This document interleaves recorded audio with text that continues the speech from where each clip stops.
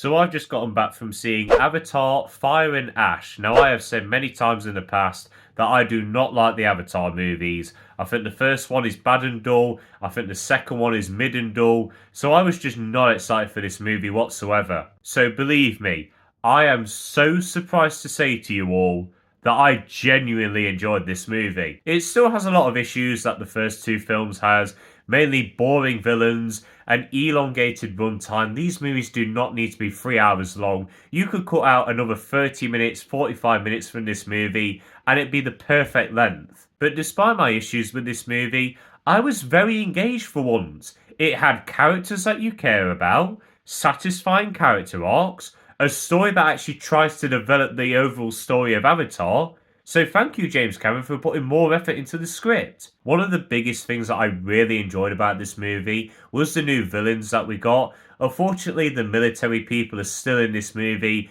and are still just as boring as ever. They're not a threat anymore. They're just stereotypes, comical stereotypes at this point, and they're just really annoying now. I just wish they got rid of those villains in the first film.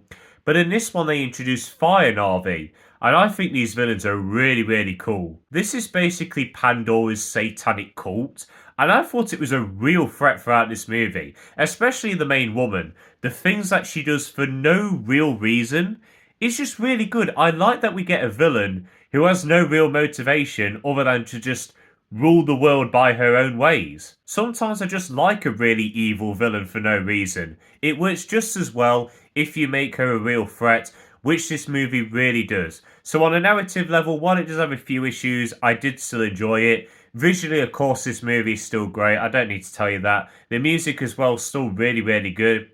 But one issue I did have with the technical aspects, and after watching other reviews, it's not just my experience, the frame rate. For some reason, this movie goes from 24 FPS to 48 FPS in like the next shot. One shot will be 24, and then the next shot will be 48. And it was so distracting. And it also doesn't help that I don't like 48 FPS anyway.